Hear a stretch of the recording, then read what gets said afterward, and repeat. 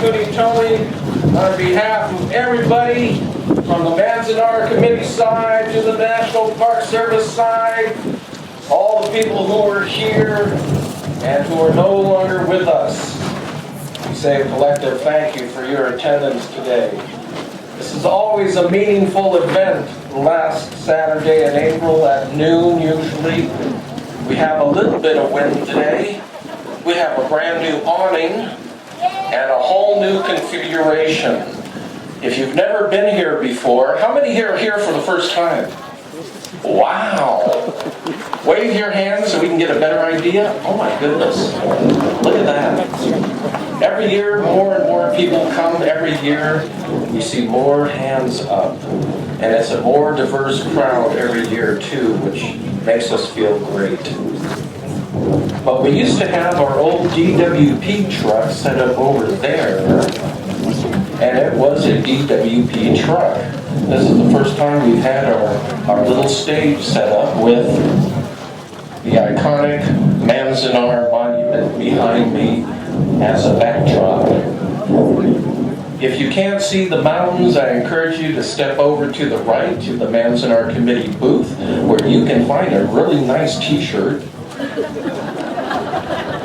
Pat, who was interned here as a young girl, designs them every year.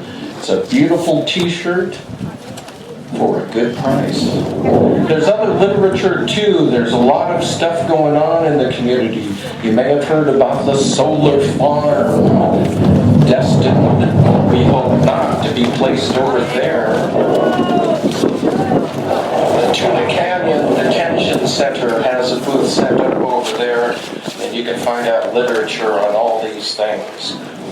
If you have a medical emergency, just wave your hand and we'll get to you. It's a nice breezy day and it'll be cooler today, but there is water. Make sure you're drinking water, everybody, because you are in the high desert and you can be dehydrated. Are there any empty seats? Raise your hand if there's an empty seat next to you. People in the back, on the sides, if you want to take a seat, people with their hands up have a seat. Especially if you're older, have yourself a seat.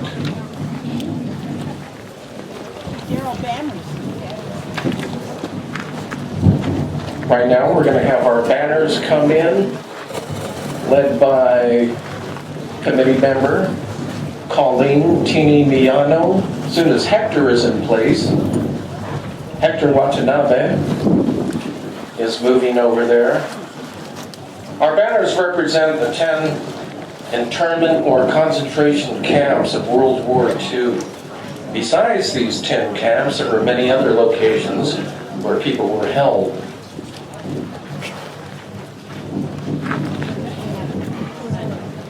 In alphabetical order.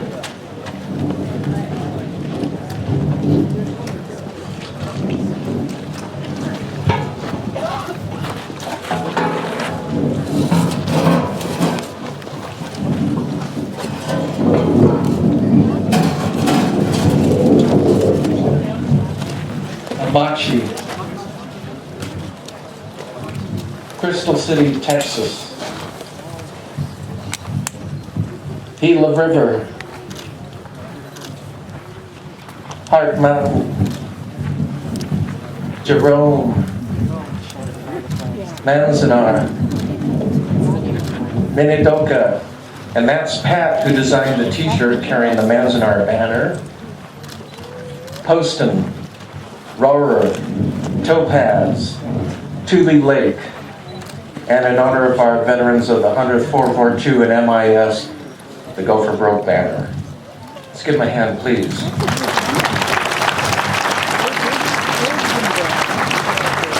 All of our banner carriers have some direct, emotional, family tie to the camp banners that they are carrying, especially Pat, who was here. Thank you, banner carriers. I want to mention the names of a few people here that are interesting. Let's see, Grace Morey. Where are you, Grace? Grace is in the front row here. Wave your hand, Grace. Grace was in the first...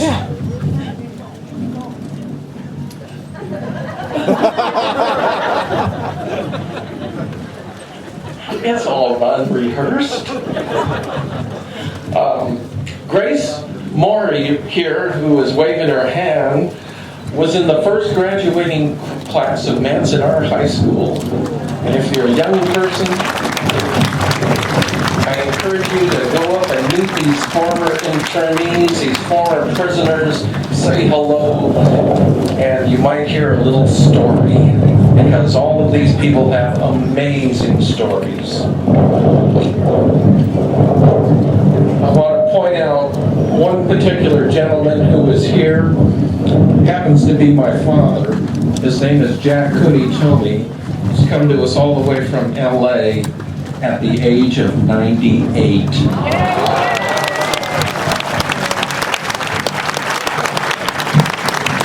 And if you want to say hi to him, just talk really loud. I want to introduce now Chris Lehnertz, the Pacific West Regional Director. Come on up. Our representative from the National Park Service. Good morning. It's so wonderful to see folks here. Congratulations on the 45th pilgrimage. It's an amazing place to be and amazing to see all you folks here. We want to keep remarks short, and I'll do just that. National Park Service, on behalf of Director John Jarvis, wants to thank you for allowing us to be a part of telling the story here.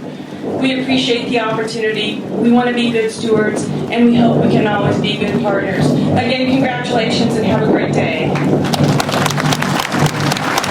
Thank you, Chris.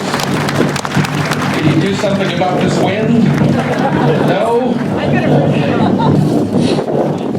So it's really encouraging to see a lot of young people here, and I just want to mention that there is one particular individual that you might be able to relate to. His name is Henry Rollins of rock and roll fame, of tattoo fame, and he's doing a little History Channel thing. I never thought I'd live long enough to see Henry Rollins at the Manzanar National Historic Site. Maybe next year it'll be Phil Collins, who knows? I want to bring up a representative from a local group, and this is important to us to extend a welcome to our friends in the valley. This is Genevieve Gina Jones, who is the tribal chairwoman of the Big Pine Paiute tribe of the Owens Valley. Gina?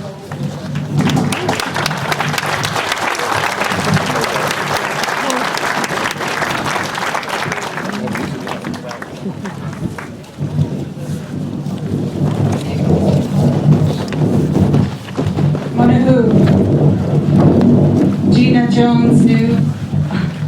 I'm sorry. Looking at all these faces out here, I'm getting nervous. Manahu. Gina Jones new Nania. Big Pine Away new Agimana. My name is Gina Jones. I am the tribal chairwoman of the Big Pine Paiute tribe. And I want to welcome all of you. This is really an honor. My heart is overflowing right now to see all of your beautiful faces in this 45th memorial. And I just want to welcome you to our land. As the original inhabitants of this land, I want to say welcome. And the reason I'm here today, as I look at this memorial here behind me, I just wanted to bring to everyone's attention something that Big Pine is doing at the school.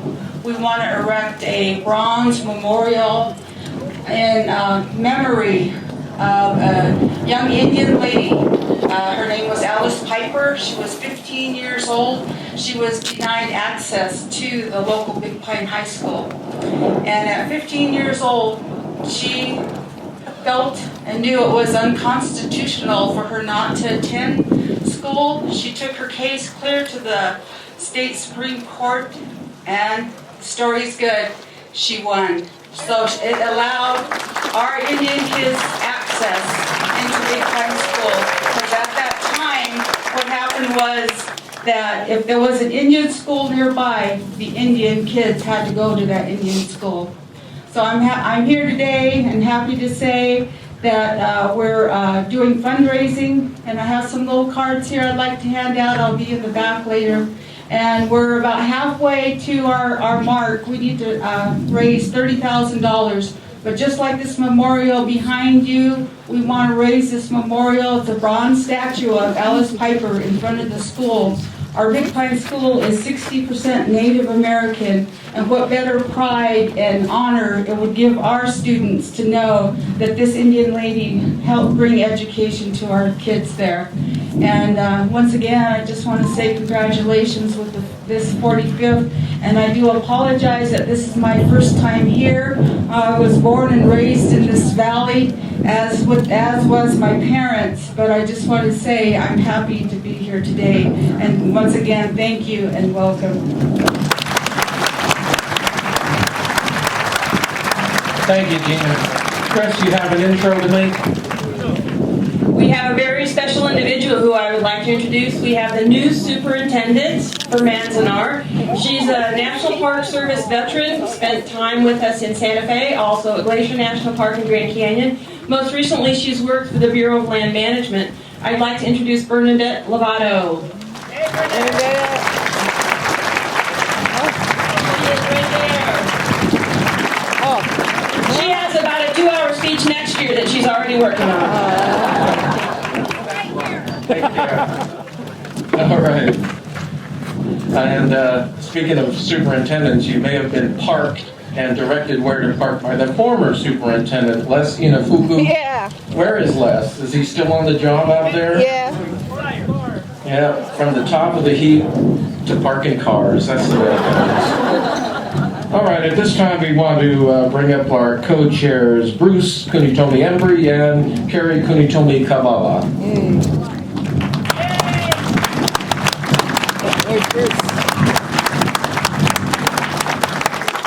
Oh, there he is. There he is. Ah. Maybe. No, I can play this one because he's...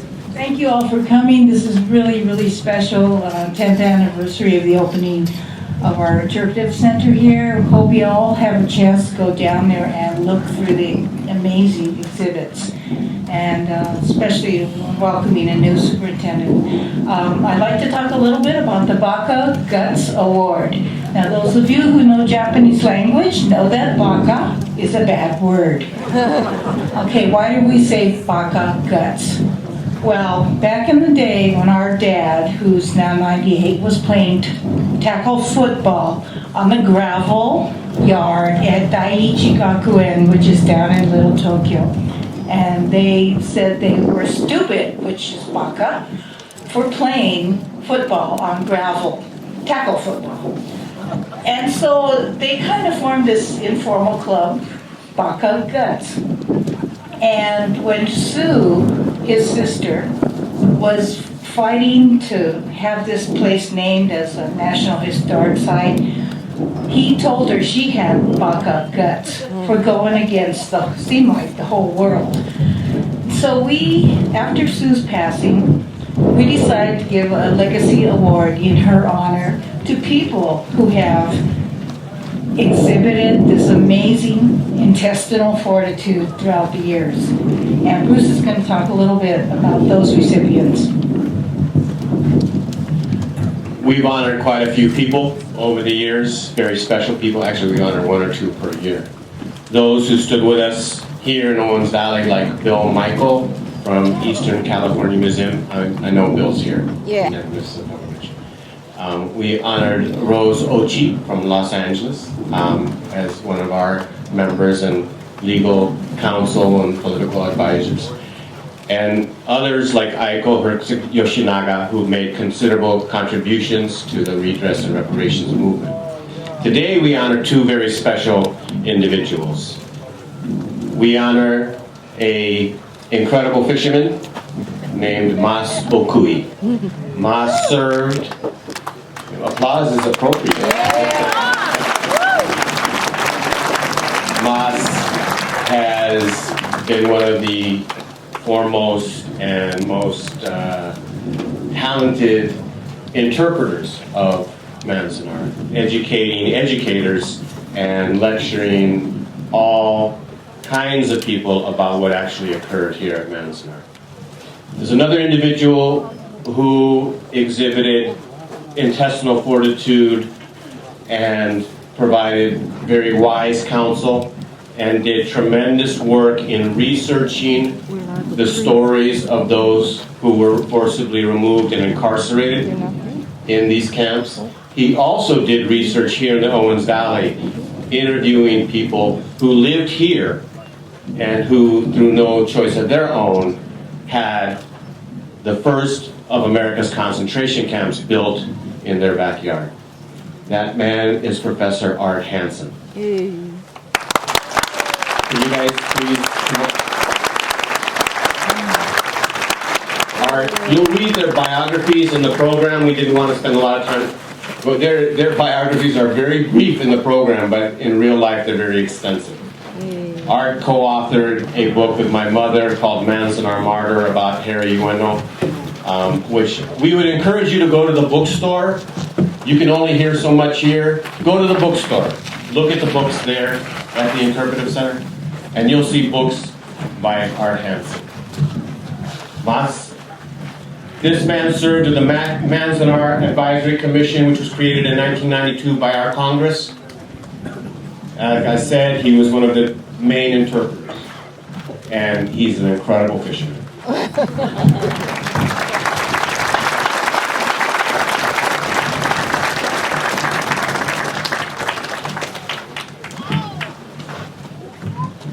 Thank you. There are a lot of things in this world that people can be proud of. A number of things I'd like to be proud of than I am my family, which is number one. Number two is the creation of Manzanar National Historic Site. For 10 years, 15 of us worked diligently, and everything that you see in Manzanar today was with our work and our approval and our great pride in something that's been accomplished. This is Sue Embrey's legacy. Another group I'd like to give homage to is the Manzanar Fishing Club, whose fiscal sponsor is the Manzanar Committee, whose CDs are currently being sold at the Eastern California Museum and at Manzanar National Historic Site. That's a blatant plug, but since I'm in the film, I have that right. There are dozens of other people that I owe a debt of gratitude, too numerous to mention, and I guess at this point I've got 1 minute. So thank you, and I'm glad that you're here. And those of you who know me and believe I deserve this award, thank you for coming. Yay!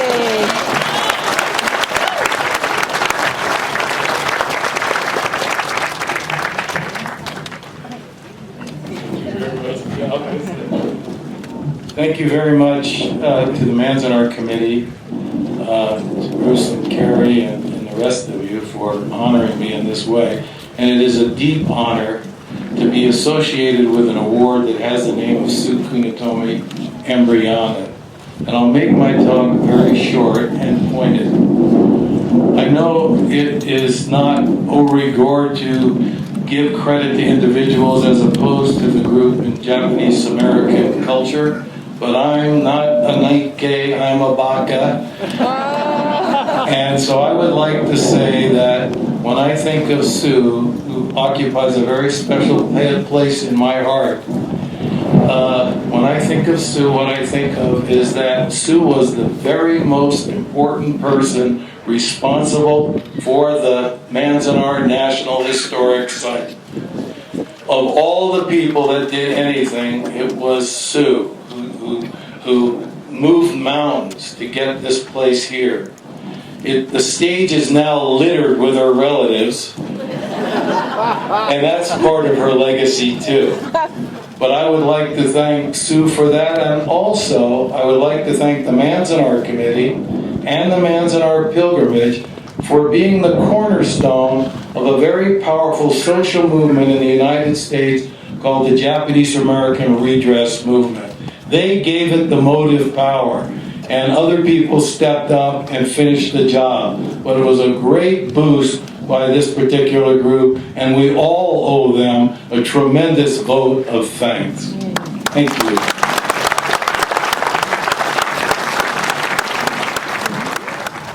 Two giants.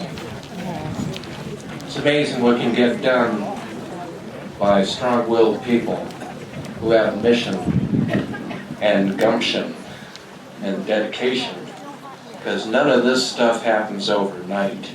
It's years and years of struggle. All right.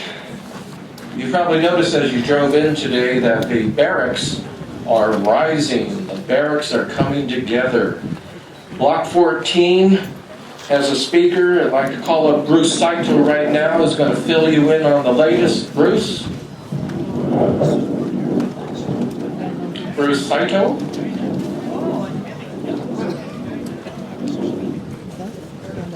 We'll have to come back to Bruce. Student speakers, we're going to have to go to you.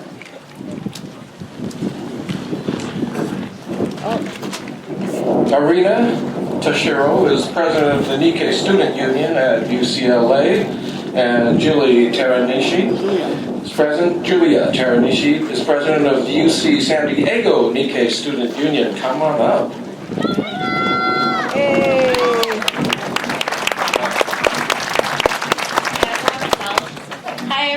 my name is Erina Tashiro. I'm president of the Nikkei City Union at UCLA. We're a completely student-run organization on campus, and we promote Japanese American identity, culture, and history. And every year we bring out around 10 to 30 people to this annual Manzanar pilgrimage, because I think it's important that everybody gets the chance to experience Manzanar personally and reflect on it with their own experiences. And it's also a great chance for people who don't know about Manzanar, who may not have direct relatives or anyone affected by the Manzanar experience, to be able to experience it here as well. And we also want to invite you to a program later at night called Manzanar at Dusk. It's going to be held at the local high school in the gymnasium, and the UCLA, along with UC San Diego, Fullerton, Long Beach, and Kapolei Pomona, we all worked hard to produce a program that will reflect what we, as a younger generation, feel for the Manzanar and the messages that it conveys. So right after the pilgrimage, please join us for the discussion, and we would love to hear your thoughts and your experiences throughout Manzanar. Thank you.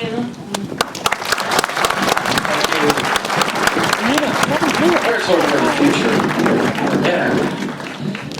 Our keynote speaker is Dr. Tamura, Eileen Tamura. She comes to us all the way from the state of Hawaii. She is a professor. She has a fantastic book that she's done, all of which you can read about in her biography in the program here. Doctor, please come on up.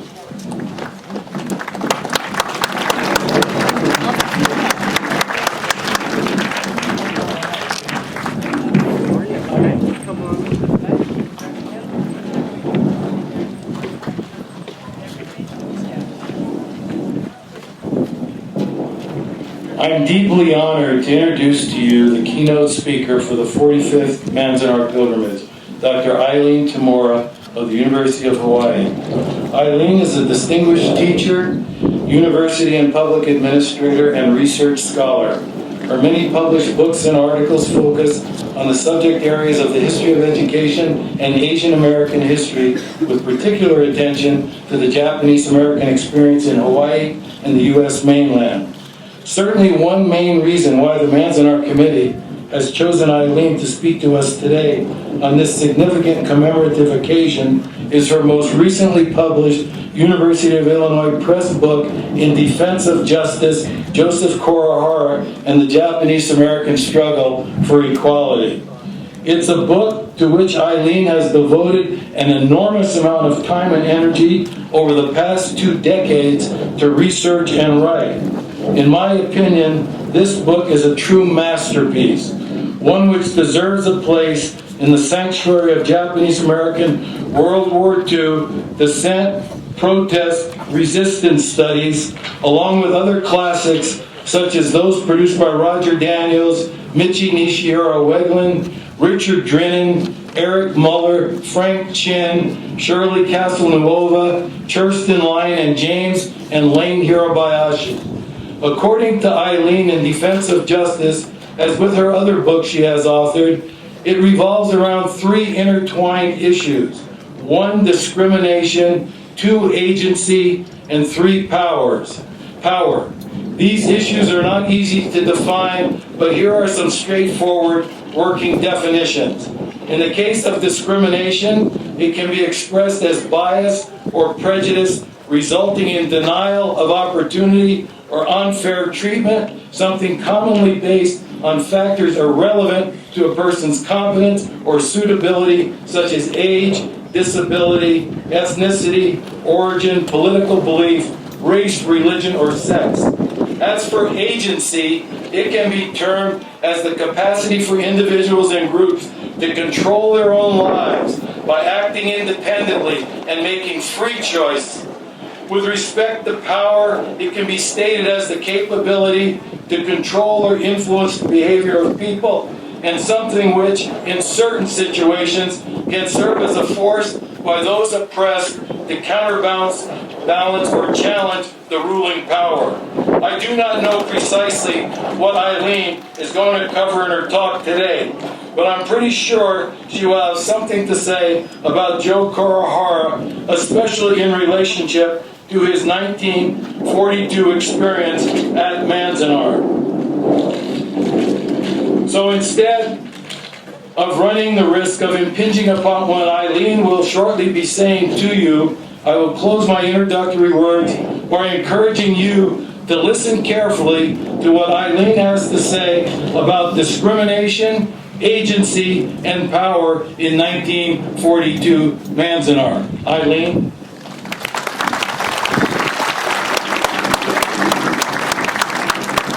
Thank you.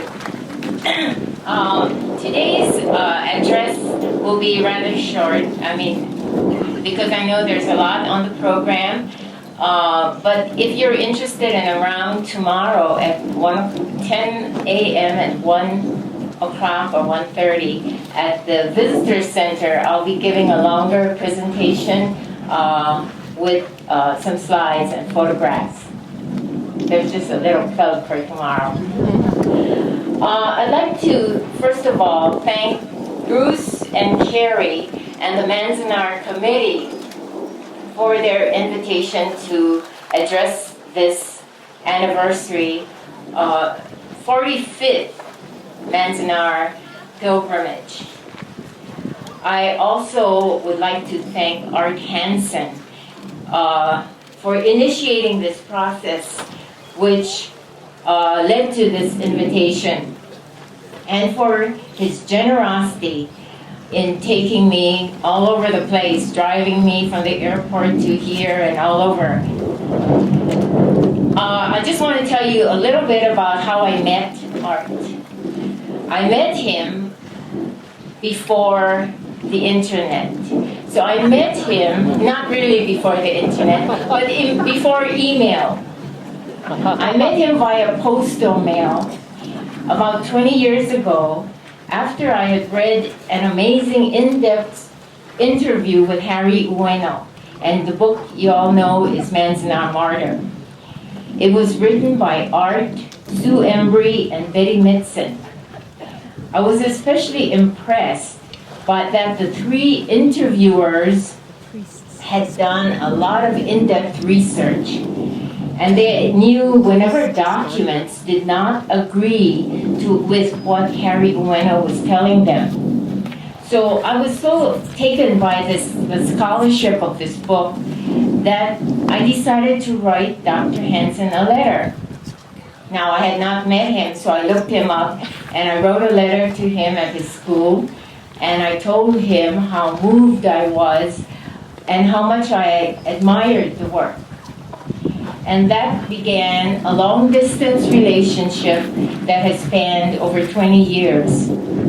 Since that time, I only saw him face-to-face twice. Once about maybe 10 or 15 years ago, and the second time now. So now let me turn to Joe Kurohara of Manzanar, which is the title of my address.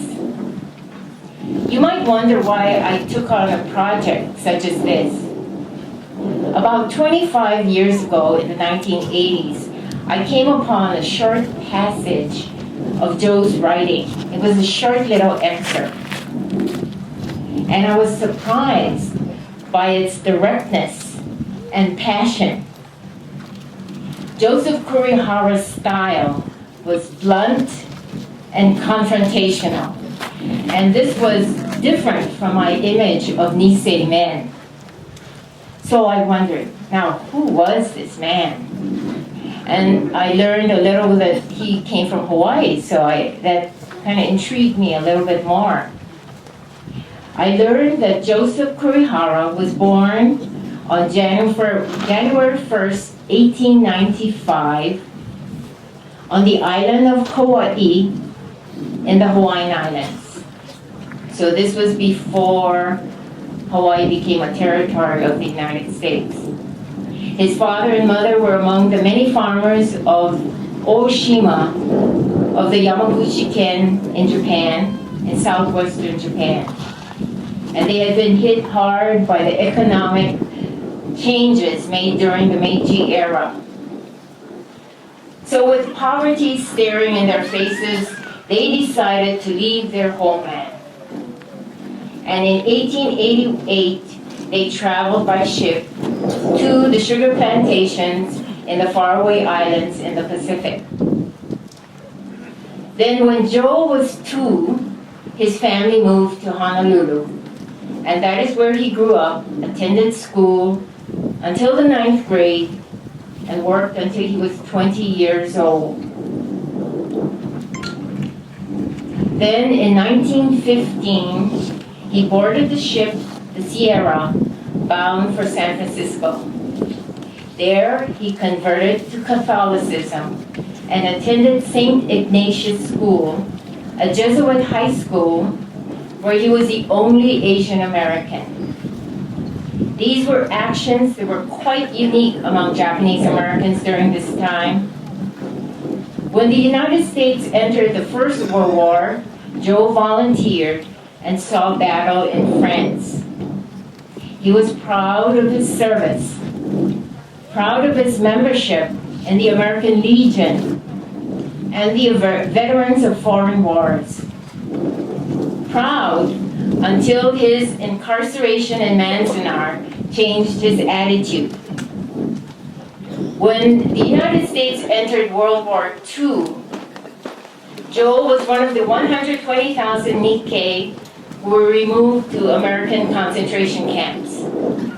Executive Order 1966 and the events that followed radicalized him and led to his defiance at Manzanar. To give you an idea of his state of mind, I'll quote what he said at a meeting among the Nikkei at Manzanar.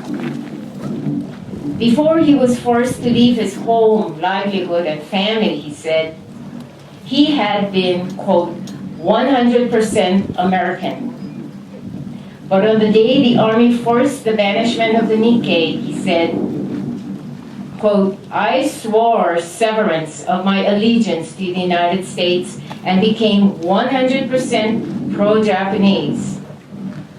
He asked, why seek to remain as citizens of a country which denies us rights which are guaranteed to all by the Constitution of the United States? Joe went on to say that he was an American citizen who had served under fire in France as a soldier in the U.S. Army in World War I.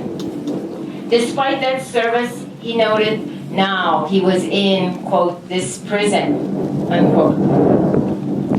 Why didn't the government give us a chance to prove our loyalty instead of herding us into these camps?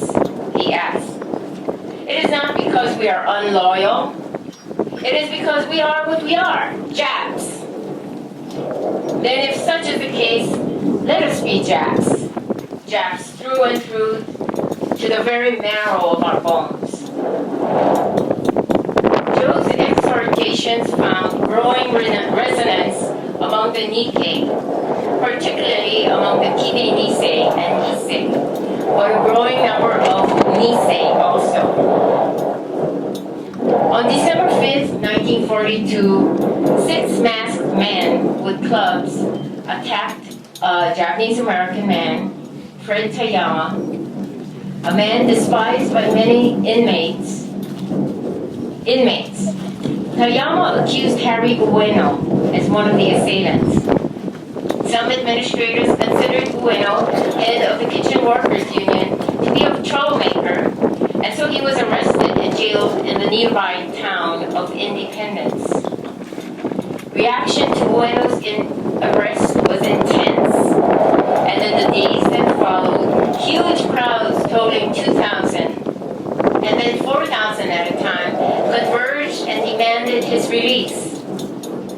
At one of these protests, Kurihara told the crowd, shall we permit the police to jail Mr. Ueno based on the questionable words of that sneak, Mr. Tayama?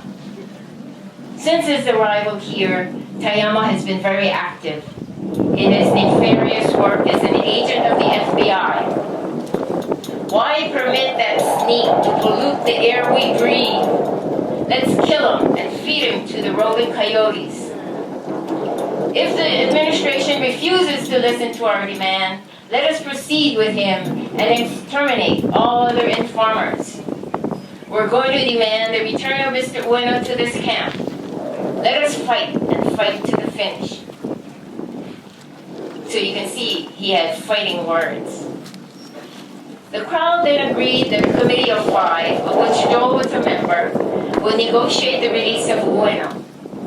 After an hour of back and forth talk, the committee was able to convince Project Director Ralph Merritt to have Ueno returned to Manzanar, to a barrack jail. There, a growing crowd formed demanding Ueno's release. By nightfall, the crowd had become increasingly agitated, taunting and jeering at the soldiers, singing Japanese patriotic songs and throwing stones and bottles. To disperse the crowd, soldiers threw tear gas grenades, and 2 soldiers with no order to fire shot into the crowd. When the dust and smoke cleared, 17-year-old James Ito was dead, and 21-year-old Jim Kanagawa died soon after. 10 others were injured. Joe and the rest of the committee of 5, as well as Ueno, were taken to the jail at Bishop, and later transferred to the jail at Lone Pine. Other dissidents were also imprisoned at Independence and Lone Pine. From there, dissident inmates were moved to Moab, Utah, to an isolation camp created for citizens who were dissidents. Later, the dissident citizens were transferred to Luke, Arizona, to a larger isolation camp, and finally moved on to the so-called segregation camp of Tulele. As I did my research on Joe, a question that arose repeatedly for me was this: was Joe a hero or a villain? He told his fellow Nikkei to, quote, get fellow Japanese Americans, calling them traitors. And he repeatedly named people on the death list. Moreover, he was accused by some as one of the leaders of the Manzanar Black Dragons, also called Blood Brothers, who were at times violent and who posted threat notices on walls that warned against cooperating with the U.S. administrators.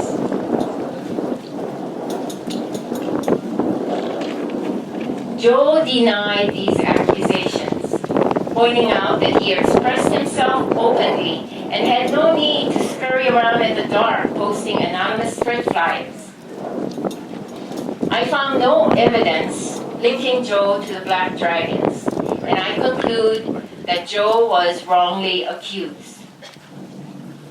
War Relocation Authority administrators viewed Joe in contrasting ways. 2 project directors of Manzanar, Roy Nash and his successor, Ralph Merritt, each tried to have Joe prosecuted for sedition, after Joe had declared himself 100% pro-Japanese. To their disappointment, however, the Justice Department told them that he had not violated the Sedition Act, and so he was not arrested. Other administrators admired Joe's fearlessness in speaking his mind. One administrator said, "I find Joe bitter and sore in quite an American way." Another quoted Joe that noted that Joe was, quote, one of the few inmates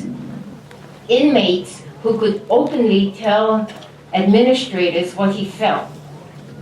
"If I were Joe, I'd be mad too. He was a veteran of the World War, was discharged honorably, had done his part as a citizen. It's just as if I had saved one of you guys from getting stabbed or killed in a street brawl, and you rewarded me by kicking me into the gutter. Hell, sure I'd be bitter." Now, returning to the December 5th beating of Toyama, the question is, did Joe have a role in the beating? Some inmates accused him of being part of the group that planned the attack. And the project administrator, Ralph Merritt, claimed that Joe confessed that he had organized the beating. In writing about his Manzanar experiences, Joe said nothing about any role he had in beating, while he said a lot about how he had cut off his allegiance to the United States. After reading all the information I could find about the beating, including interviews of former inmates, FBI reports, what Joe said to others, and what Joe wrote himself, I'm left with this conclusion. Joe did not organize the beating, but did discuss it with men who wanted to beat Tayama. In this instance, Joe was not a hero, but neither was he a villain. He was a person fighting for his dignity and the dignity of other Nikkei, victims of the tragedy of the incarceration. His older sister, Kikuno Kurihara Nakahara, said of the way Joe thought, right is right and wrong is wrong. This same characterization came from his nephew, Raymond Kurihara, who said of his uncle, he always stood up for the underdog. Kurihara's sense of justice also meant that he expected people to treat others with respect, and when this expectation was not met, he took action. In Tokyo, where he lived after the war, his friend and barber, Inose Makoto, said of him, Kei-san was like a samurai of old Japan, a person who is kind to those who are weak, demanding of oneself, who always keeps his promise. He had this kind of spirit. Kei-san was the kind of person who would challenge any injustice, however small. So who was this man, Joe Kurihara? Born in 1895, he was older than most Nisei. He grew up in Hawaii until he was 20 and spent most of the next 30 years in California. He lived in Los Angeles for a long time. He converted to Catholicism, saw battle as a volunteer soldier in World War I, and was enthusiastic about being 100% American, until he and other Nikkei were incarcerated because of their race. Inspired by a strong sense of justice at Manzanar, he became a leading dissident. I'm confident that were he alive today, Joe would be happy to know that many scholars writing about resistance in the WRA camps have unearthed what had been previously hidden.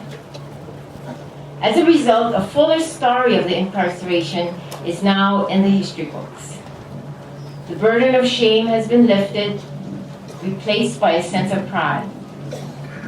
He would be very pleased that the Manzanar pilgrimage, now in its 45th year, is still going strong. And he would be so pleased that the Manzanar pilgrimage theme, a memory, a monument, a movement, celebrates the 10th anniversary of the opening of the Manzanar Historic Site Visitor Center, and celebrates the 50th anniversary of the historic Civil Rights Act of 1964. Thank you.